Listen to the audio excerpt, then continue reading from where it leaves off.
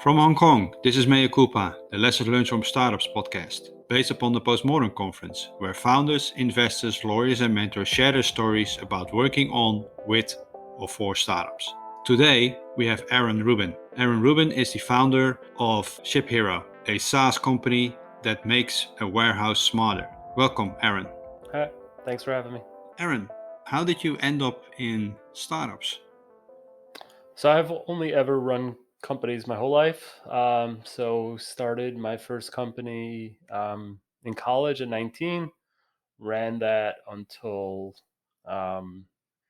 around 2014 when I started ShipHero. I ran both overlap for a few years while ShipHero was starting. So yeah, my previous company wouldn't qualify as a startup. It's more of just like an online business. We sold apparel for a martial art called Brazilian Jiu-Jitsu, but it was like a lifestyle business, like 5 to $10 million in revenue and self-funded. Nothing fancy, just a way to make a living. And then ShipHero, we started like end of 2013, 2014, and that we planned to build into like a substantial size company, which we're still working on. Interesting martial arts apparel when you still was in school. Like, where did that came from? Like, what was a need that you saw? Or did you have your need yourself, or like, how did that started? Yeah, totally not intentional. So I'd always made my money online. So this was in 1999 when I started my first company. Before that, I was making money online with like some content and ads, and like instead of like mowing lawns as a kid, like I just made my money with like doing different stuff on the internet. And this was supposed to be just a little bit of a side business with a partner, make a little extra beer money, live in college. And after took like a year to launch it, because then there was no like Shopify or anything, like to build your own shopping cart, get your own credit card processing, right? Everything was from scratch. But I was a computer programmer. I'd been coding, self-taught since I was a kid. So I did all that. And then by the time I was going to my junior year of college, my third year of college, I was making more from that business that I was going to make after graduating in 2 years. So I just sort of took the courses I wanted for junior year, knowing that I was never going to finish. But I'd already committed to that third year. So I just did that. And then, but basically, I just spent almost my whole time working and just would show up for exams and the classes that I liked. And but it was totally unintentional. I did not think it through. It wasn't like, oh my God, this is my passion. I didn't know anything about it. It was just accidental, and it just turned out to be successful because it was super early in e-commerce, and we might not have been very good at it, but we were the only one selling that sort of product online, so people bought from us. Yeah, because sometimes super early is not the best way. Like we know Webvan, we know those kind of like similar companies, right? They were also super early and they didn't make it. So how come the martial art apparel? Like, was that something close to you, or? No, it was my co-founder. So it was a family friend. It was his idea, but he wasn't technical. But he liked the sport and he knew the industry. So I was like the technical co-founder. So I didn't know anything about it. I didn't take my first class of a martial art till like 10 years later. And part of the reason we were successful in Webvan is we had no money, and no one was going to give me at 19 years old any money. I had no no reason to trust me with any money. So we were profitable. Like, we started it with I think me and my partner each put in $1,250, so $2,500 total. And 3 months later, we had already taken that out and we were taking profit. So we weren't trying to build like a big venture. We were just trying to make a couple extra dollars. So we weren't over investing. It was just our time and a few bucks. Okay, interesting. At one point, you saw indeed what you already said. Like, this is going to make me more money than even if I like graduate college and find a job. When you came to that realization, like, was it hard for you to at that point indeed say like, hey, let's stop college and let's go and do this full time? Or how was your family around you, or the people around you? Were they supporting that, or did you have to defend yourself? It was easy for me from like I was already basically doing it full time, even though I was technically in college. Like I was basically working all day. I was just working out of my dorm room. So it was very natural. It was like, what else am I going to do? I'm going to like get a job and then shut down this business. And I'm going to make less money. Like, it doesn't make sense. Like, it sort of wasn't really another. There wasn't another logical choice there. Um, so there was some family pressure, like, oh, you should finish. So like I technically like deferred. I didn't like drop out, but I had never planned on going back. I just did that so my mother would be a little happier. And um, yeah, and then like a couple of years later, I was making more money than like my parents were making, and I was like 22. So it was like, well, I don't know. It seems like this is the right path.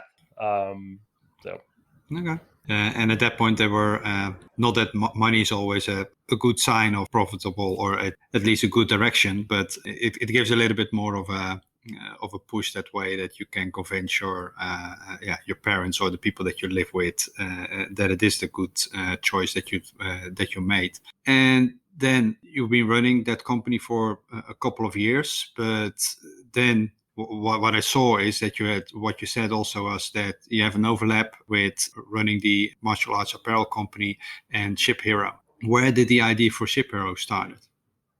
So when we were running the company, we shipped a lot of stuff. So sort of like what I wanted was this company to exist, like Ship Hero, and it didn't, or like I couldn't basically get the functionality I wanted for like less than several $1 million, right? And that was just like way too expensive.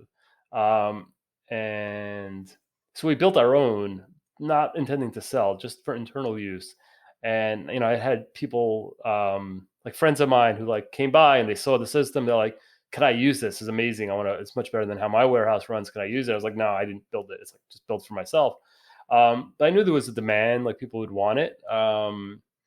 So I figured if I want it, a couple other people want it, there's probably a market for it. And then what had always held me back, I had some, major financial issues sort of in the middle there. And then I had to like really work my way out of that. So I had like borrowed money and like had a lot of debt. So by the time I got to that point in time, like 2013, 2014, I was making enough money where I didn't feel like I had to like keep focused on the one business just in order to, support my family. I got married, I had a kid, another kid. So like, at that point, the martial arts business was decently profitable. It was making enough money that I can afford to like, take my foot off the gas and like do a little bit less hard work. And like, even if the profits went down by 20%, like I'd still be able to feed my family. Like I wasn't worried about it anymore. I had a little money in the bank to invest in something that was more exciting for me. And then Ship Hero was much more exciting to me because I like programming and running the martial arts business. I was mostly doing like apparel design and marketing, and like it was paying the bills, a family to feed, but it wasn't anything that I like was particularly passionate about. So Ship Hero let me get back into programming, product, the stuff that I really liked. Okay.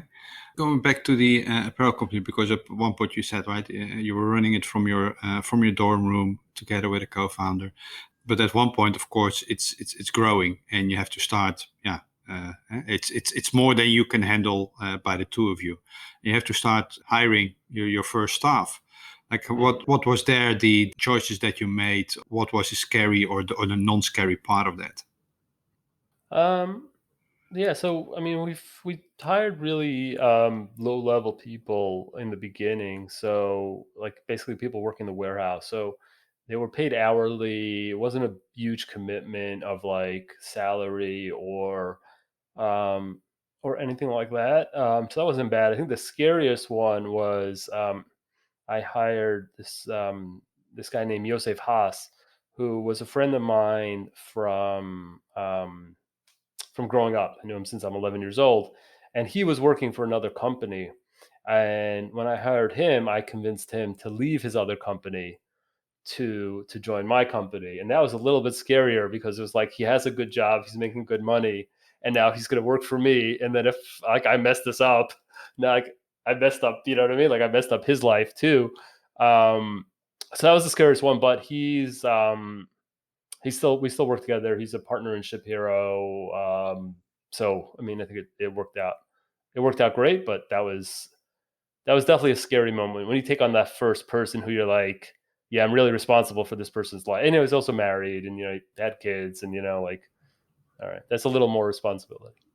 Yeah. Were there, for instance, people that at one point in their journey you wanted to hire, but they weren't that risk taking, and then at that point it didn't went through? Like they said no, or were you always able to convince the people that you wanted to work for you to come and work for you? No, definitely not able to convince most people. I was pretty young also, so like trying to convince people older than you to work for you, I think it's a little bit harder. Maybe these days not so much because people are used to the idea of like young people founding companies. But when you're like 22 and you're trying to hire someone who's like 35 to work for you, I wasn't very successful with that. But eventually I got older. So But probably getting older, that's just one part of the thing. Like, what did you learn from that you're basically doing now differently than what you were doing then, by presenting the company, or talking to the people that you want to hire? What are the few key points that you learned by, at that point, getting a few no's, and then at one point you getting yes, beside of getting older? yeah, so our COO, her name's Maggie. So one thing she says is everyone wants to play for a winning team. So just presenting the what we're doing, what's working, why it's working, people are excited about that. And especially with like we're still a fairly small company. Um, being part of a winning team where also you can feel like you have some ownership of that process, right? You're not just one like small cog in a large company. Um, the right people get really excited about that, and you don't have to, usually don't have to sell them that hard on like why to join. It's more like, yeah, I'd like to join. Like, what's the role, and work on comp and things like that. But like the momentum and the vision, I think, is really what gets people on board. Okay. And just a side question: does the series of Cobra Kai did any influences on the revenue of the company? So I don't know actually because I'm not super involved day to day anymore. But also the pandemic really had a huge impact because it was illegal to do the sport in the United States, and that's where our market is. Because it's Brazilian Jiu Jitsu is like wrestling. It's extremely close quarters. So there was a lot of states where like you just like it was illegal to do the sport, and so not a lot of people were buying equipment for the sport. So the last year wasn't actually that terrible, but definitely saw a negative impact. So I'm not sure if Cobra Kai brought any of it back, but it probably will. It has in the past. I know that before my time, but Karate Kid, when that came out, I spoke to someone who had a business then selling that sort of apparel, and they saw like a huge increase in revenue just from like people being like, I want to do karate because of Karate Kid. Of course, indeed, COVID has a lot of influence in a lot of businesses, sometimes positive, sometimes negative. When it comes to shipments and what you see at your clients from Ship Hero, do you see a shift from companies that all of a sudden wake up and say, like, hey, we've done a lot of things offline, we have to now start doing it online? Or companies that already were doing particular things online, but weren't able to sell that because of lockdowns, and are now selling other stuff? Or what? How does it influence the business of Ship Hero? Yeah, so we saw a bunch of things. So we saw a lot of ship from store and buy online, pick up from store. So a lot of our customers have both like a central warehouse as well as physical stores. In the past, they were more focused on like just shipping from the warehouse, and now that they had all these stores with all this stock that was idle, right? They couldn't have people in the store. They started to ship from the stores, and like our system is really cheap to roll it out. It takes like 2 hours of training and like $100 a month to add a store. So we had people that added like 50 or 100 stores during the pandemic to ship from stores so that they utilize the stock. The team there has some work to do, and then also buy online pickup in store where you can instead of having to go to the store and purchase the item inside, you go online, you purchase the item, and then the people in the store use our software to prepare the order, and then put it in a box or a bag, and then you pick it up from the front door. So those were really big, and then we also saw some interesting things where like we there's like Mars, the chocolate company, right, one of the biggest companies in the world. They started using us in during the pandemic, where it took them like maybe 2 or 3 weeks to come up with this idea, and it was basically you could get like Snickers boxes for like nurses, and they set up a Shopify store, and they installed our software, and they were online in a few weeks shipping these products, where normally a company like that just dealing with procurement is usually like a 6 month process. And this was just like 3 weeks. So there was definitely that big, like it just jolted people to do stuff that normally they wouldn't have the urgency to do. I can also foresee indeed that when it comes to like say like the mom and pop stores or the smaller companies that have stock in their stores, their stock keeping is not always up to date, that kind of thing. Like how does Ship Hero solve that problem? Yeah, so we're mostly working with people that have pretty large online presence, like selling at least, let's say, $10 million a year worth of goods online. So the smaller people, I think, in general, are going to either have some existing solutions, or these days Shopify has like a point of sale solution which integrates with their online, which is getting better. And there's a bunch of other vendors that do that. But we only do it for the people that are really mostly selling online, and then they're using their stores as a way to supplement their distribution. Like we work with company Canadian Tire, which is like the largest Canadian retailer, and they have stores all over Canada. Before they were using us, they would just ship from one warehouse for these products to the whole country. And like Canada is huge, so it's shipping at thousands of miles, but they have hundreds of stores. So the stores are always pretty close to an end customer, and that just saves that time, saves that cost, and saves that like carbon emissions. Because why ship something across the country when you could ship it, a couple 100 kilometers? So those are sort of places where we get involved in on the ship from store. The mom and pops usually don't use us. When you talk about that, indeed, is like, especially when it comes to combination orders. Like, for instance, there is something in stock at the main warehouse, and there is a part of the order is available at the location shop. Do you have any data on like the actual savings of that kind of orders? Because in theory, if you ship that twice, or at least one part of the order is being shipped from the local store, and one part of the order is shipped from the country-wise or regional warehouse. Is there any data on cost savings or that kind of thing? Yeah, so I mean, we do the analysis like in the software so that you can decide if it makes sense to ship this together or separate. It's really depends on the size of the items. So it's varied, and not even varied within a company, but within the actual order. But we have that logic in the software, so it's usually pretty automated for the merchants that set that up. Okay. And then, of course, indeed, especially when it comes to that kind of solutions, garbage in is garbage out. Like, Yep. how do you make sure with the client that the garbage that is going in is very clean and up to date? Yeah, so I mean, we do the receiving processes also in our software. So we learned from mistakes to provide not just the software but also the process. So we make videos explaining how to use the software. Because you're amazed when you like go to customer warehouse and you're like you don't want to look. You're like that's not the way to use it.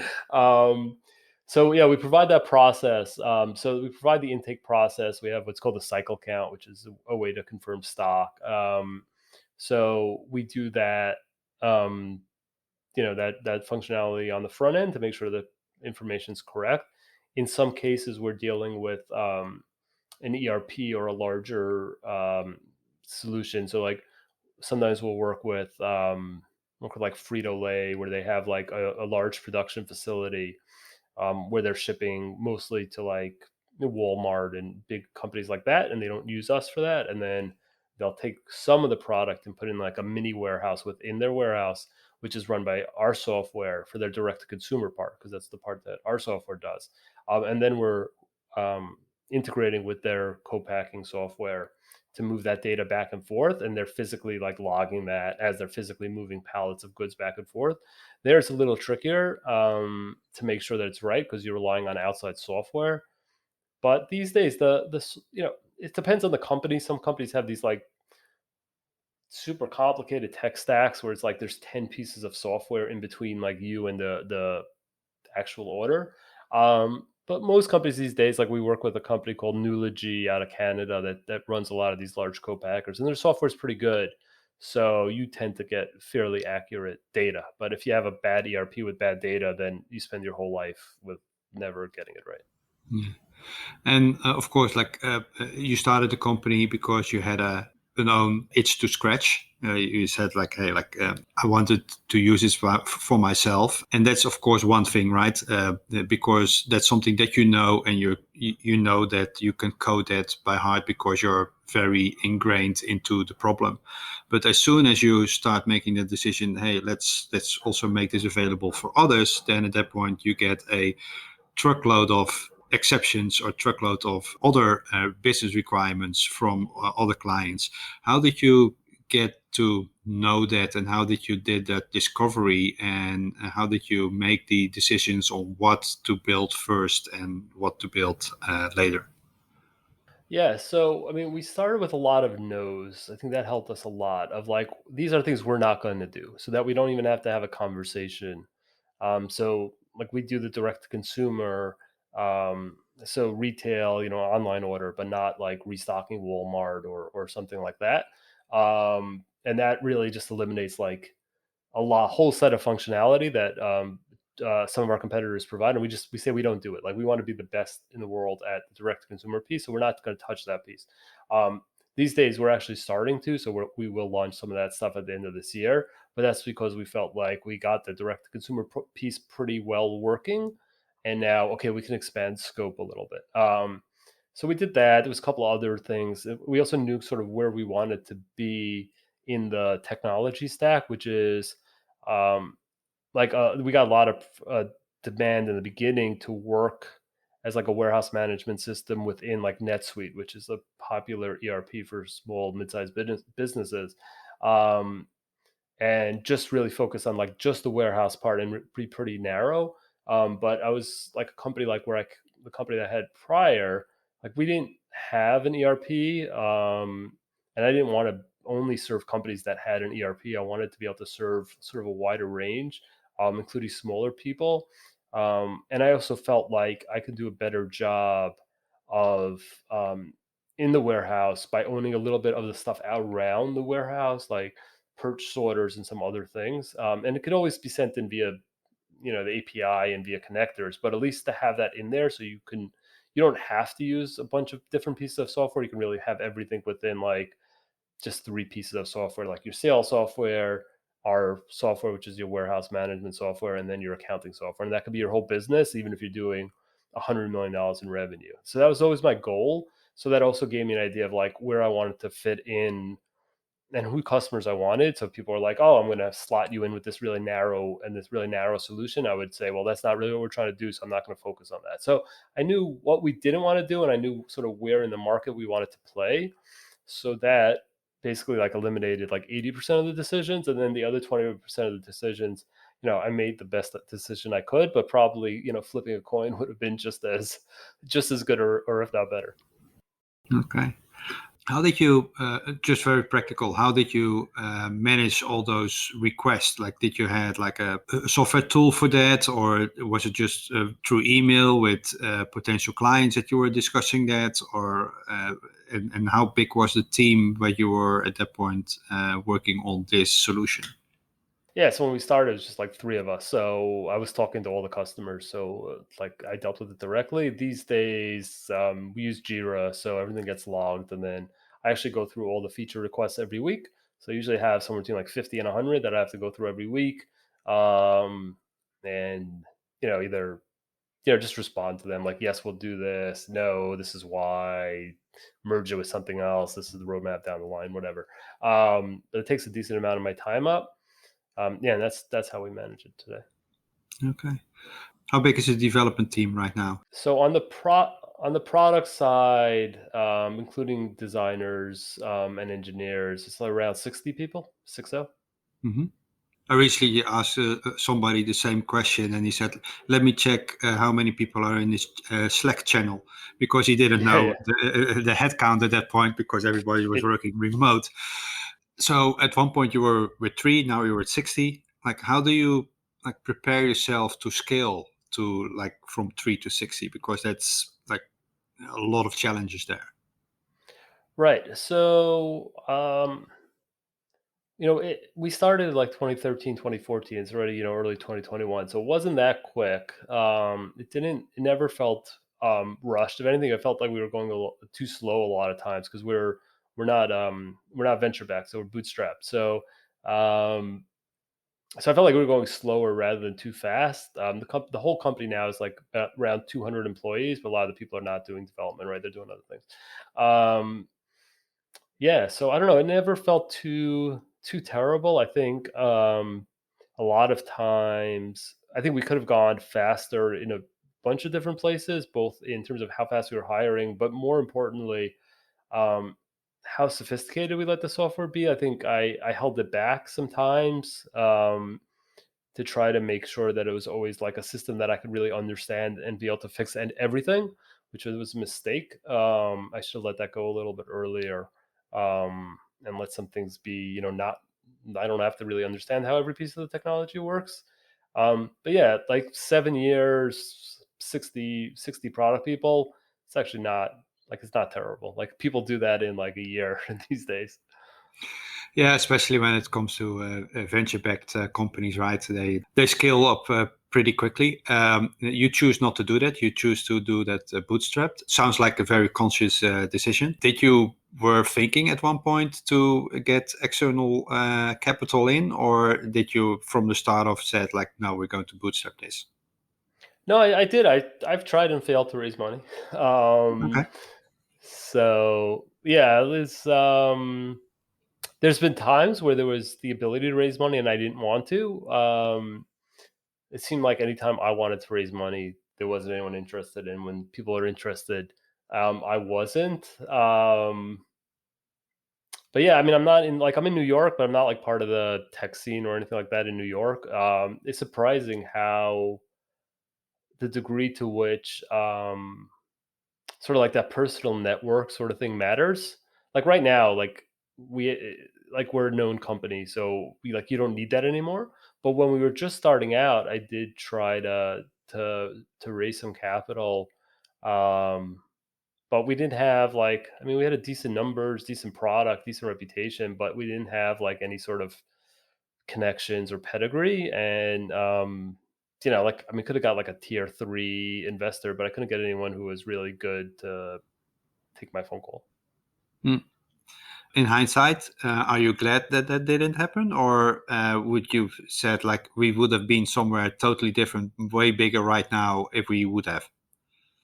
Yeah, so I think in the beginning it really would have helped. It was really, really slow in the beginning where it was just like we had no money, and then like my co-founder wasn't doing it full time. He had a job, so it was just like me, and like it was really slow. And if we had raised $1 million seed round, it would have, or pre-seed they call it these days, that would have helped. It would have probably saved us a couple of years of just working just really slow because we had no money. So we were doing everything ourselves. After that, sort of that, so then no one wanted to give us money. Then once we had some traction, it wouldn't have helped because we had to really understand what we were trying to build and things like that. So then it was okay to be slow. Um, So, I think it just ebbs and flows of the points in time where like it's good to be fast or good to be slow. The nice thing about being not venture backed is you get to be not slow at certain times and like sort of figure things out. Um, yeah, and then right now we have like we're a decent sized company, so we have a lot of cash flow anyways. So like more money sure can always help, but it's not like we can't do the things that we want to do. We can't hire the people we want to do. It's more of like how do we hire the right people. We spend a lot of time on like what's our interview process, and things like that. That's really more the bottleneck, like finding good people that you want to work with rather than like, oh, we don't have enough money. Like we have enough money. Mm. What would have been one of the biggest challenges you faced in your entrepreneurial life right now? In Ship Hero or my company before, because I had a lot more problems with the company before. Whatever. Like I was talking to somebody else recently, and that person said, like, you haven't been an entrepreneur if you haven't been in a net near death experience. So maybe something like that. Doesn't matter which company. Yeah, so I think I've had 3 near-death experiences. So, the first one was the worst. So, the first one was a fundamental mistake I made. So what happened was, the 2008, financial crisis, had 2 problems. One, we lost all our access to capital. So, like, we had line of credit and things like that, and the bank took it all away. Not because we didn't pay, but they took it away from everyone then. And then the other problem was, there was a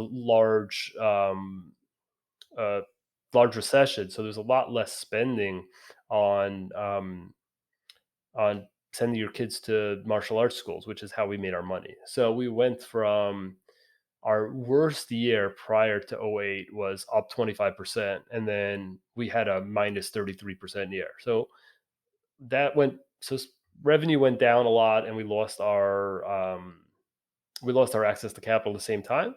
Those two things seem bad, but that actually wasn't the main problem. That actually unveiled the main problem, which is, we didn't have the money we thought we had. So, like, I did not. This was my mistake. I didn't look at the uh, financials beyond what I was given. So I would like get a P&L and a balance sheet like every quarter, and like it always looked good. And I would get my paycheck, and that was it. My co-founder did all the accounting. The accountant was a friend of his, which was another mistake. So I never spoke to him. Like I never spoke to the accountant. And I had I didn't have access to the bank account. I didn't know what was going on. And it turned out that there was, the accounts were wrong. Like it said, we had made a certain amount of money, and we had a certain amount of money in the bank, and we had made less money, and we had less money in the bank. So that came to light. So the story behind that was basically it's like a horrible personal story. I don't want to get into the whole personal story, but basically, like I went to the accountant's office, and he's like, "Yeah, you never made this money, and like you're net negative. Like you're insolvent. You don't have any money. You have more debt than cash." Um, and and obviously the business was going down at that point. Revenue was dropping because of the financial crisis. So it wasn't like we were going to grow our way out of it. So that was a pretty near death experience. I offered, and I had personally signed on this debt. Not that I had ever looked at it.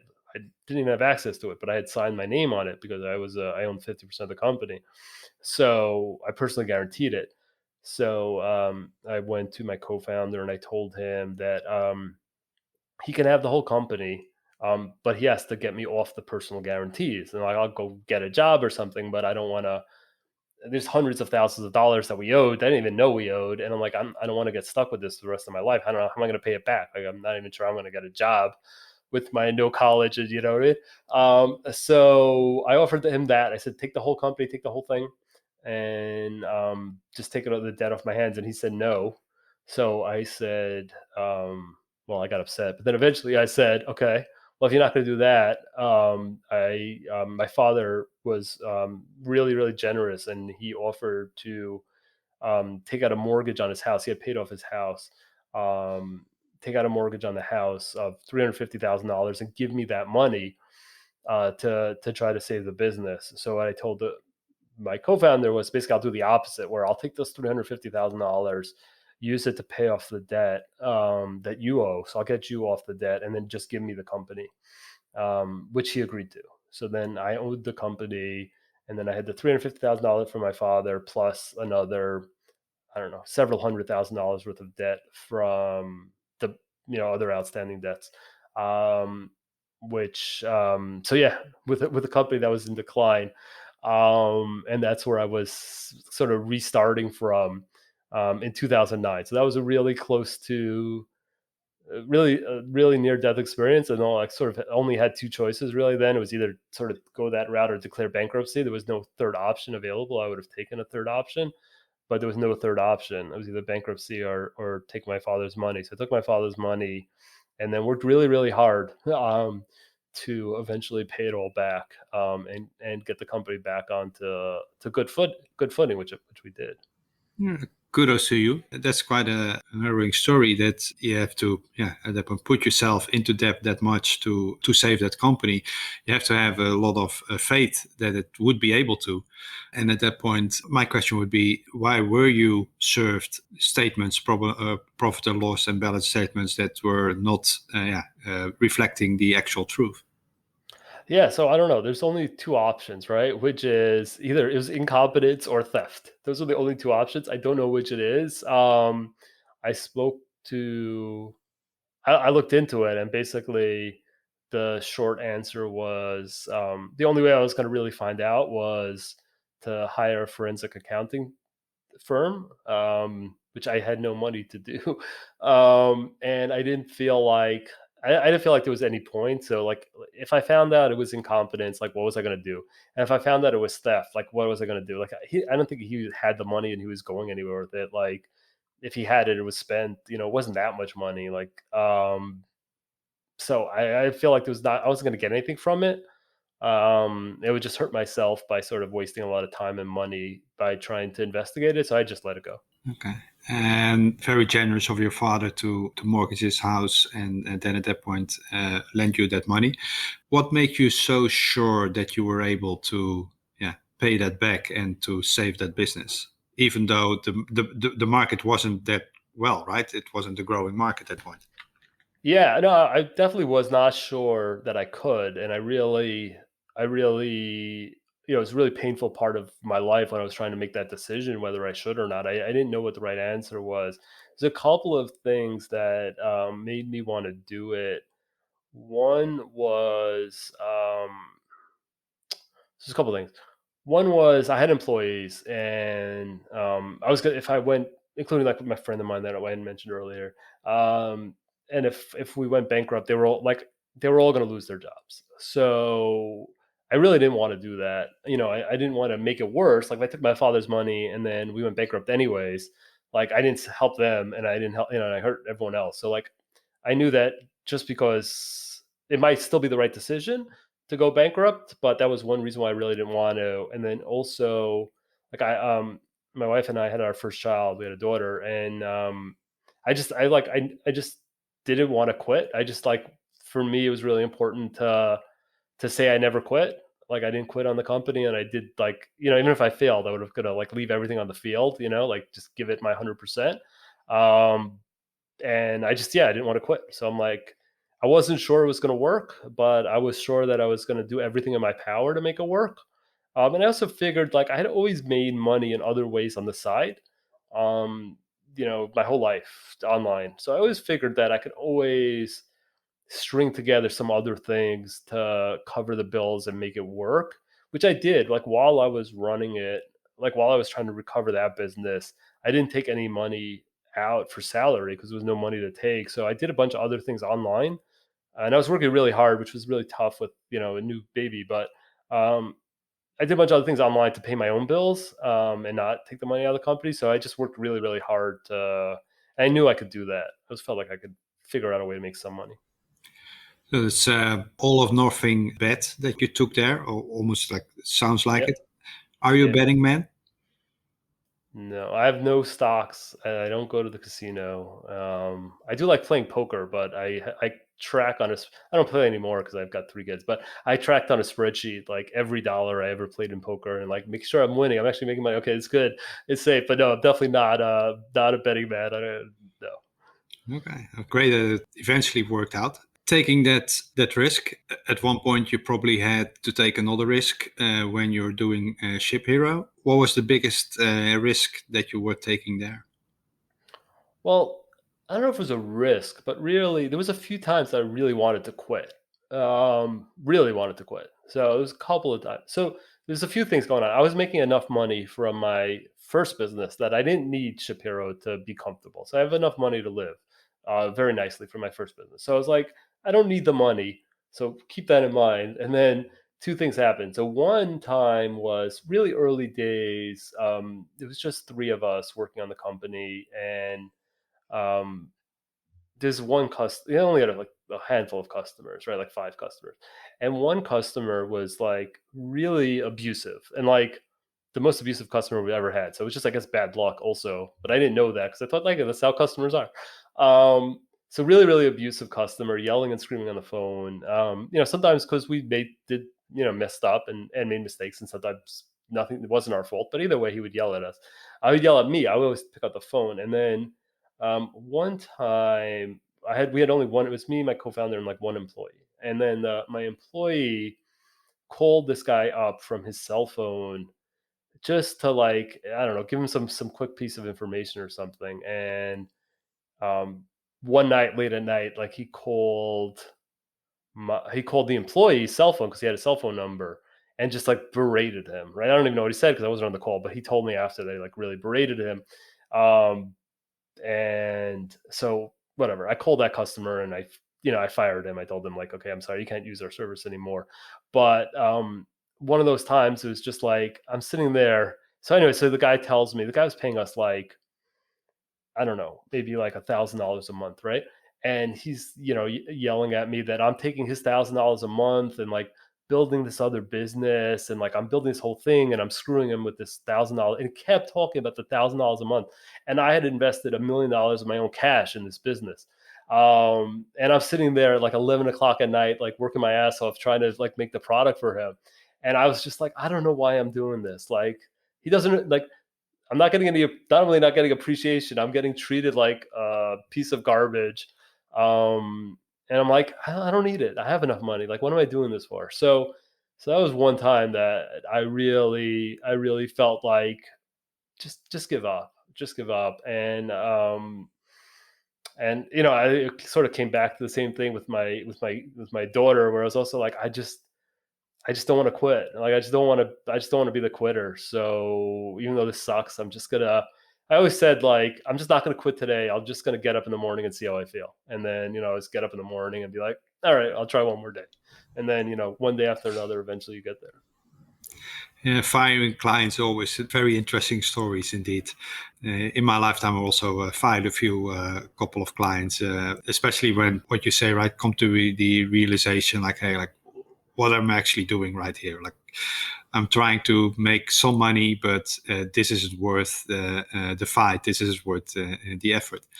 When you have to make those decisions, like what you had with your previous company, or like the first company, and then also with the second company, are there people that you talk to on a regular basis, like advisors, or people with friends that have the entrepreneurial mindset, or like how do you come about and make those decisions and, yeah, reflect on that? Yeah, I don't have a lot.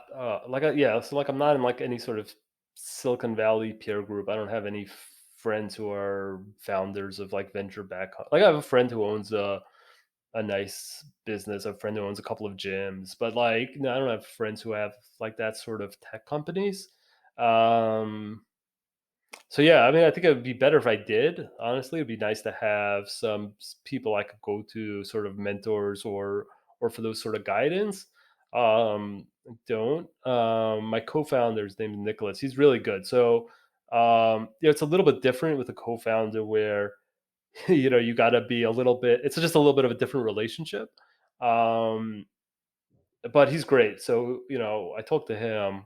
And he's good counsel. Okay.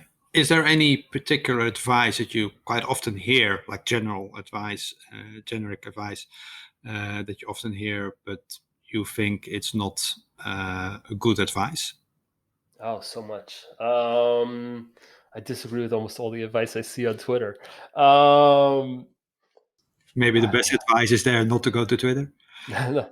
Oh, there's great stuff on Twitter. You just have to know to ignore like 90% of it.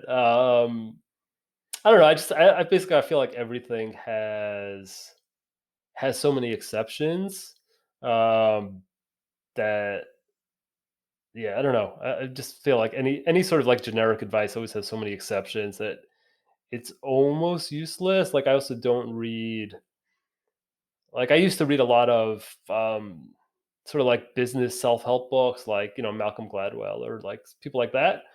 Until one day I realized that I was like, I can't think of anything I've done that I could sort of attribute back to these books. And I was just like, I don't. So, and I love reading fiction. So I'm like, I'm just going to go back to reading fiction. So I stopped. I stopped reading those books. But I also think it's really hard to get advice or even give advice, because so much of everything is context dependent and so intertwined. Like the way I built my company is so dependent on the other pieces that sort of like asking for advice on one piece, like should we be bootstrapped or venture backed, like well that also impacts like all the other decisions and they all interact. So sort of really hard to get advice without someone who's like there every day. And that's why also like really hard to give advice. It's like when people ask for advice, I generally just like ask a bunch of questions and then like hopefully they're informative questions. But like without the context, like because like every answer is right and wrong. It just depends on like what the situation is. Okay. And is there a piece of advice that you ever gotten that you still like give advice to other people too? Like something that you really stand behind is like, that's a great piece of advice. um no, I mean I think there's a lot of good concepts. Like one good concept I always like is have a really know what you're trying to accomplish, but don't be too fixated on how you're going to get there. So it's not really telling you much, but sort of telling you what not to do, right? Like if you're coming in with a plan of like, I'm going to do ABC to get to D, or sometimes people even like, I'm going to do A, B, and C. I don't know what my goal is. Like I feel like that never works because at least in my life, I've always like picked where I was trying to get to, and then I would take like step A, and then like find it doesn't work. So like you go back, you take another step A, right? And like you just keep taking a bunch of steps, but it's definitely not linear, right? And like if you're sort of planning, it's like if you're playing Go and you're planning like what my move is going to be like 4 turns out without like there's so many different ways someone else could have made a move. Like I don't know, like it's really tough to really be rigid. And life is obviously way more complicated with your plan. So like sort of I don't like not a big believer in taking like a lot of planning, but being super important to know what your goal is, right? Because you're never gonna get there if you don't know what you want. Okay. And what is not a secret, but most people don't know about you? About myself, Yes. oh, there's nothing exciting that anyone would care about myself that they don't know. Could I'm also very be boring. a specific brand of whiskey that you like, or I don't know. Well, I am drinking from a Bluetooth enabled um, the coffee mug, self heating coffee mug. I'm drinking tea out of it, but I think everyone knows I'm a nerd, so I don't think that's going to surprise.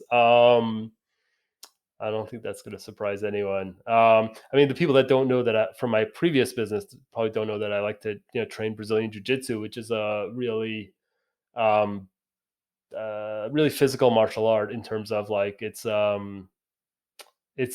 a one-on-one combat. So it's not like you're practicing with like a bag or doing a form in the air. It's like wrestling, where like there can only like there's a winner or a loser. Like even though you're training, like there's a winner or a loser like every time. Um, which I really like. I like that competition, and it's I think everyone who does it, like either you love it or hate it, but if you love it, it's like it's a very primal sort of experience is like really hard to match. Even if they play like tennis or anything other that's one on one, it's still not the same. You're not like 3 inches from your opponent's face. You know what I mean? So it's a unique thing that I really enjoy.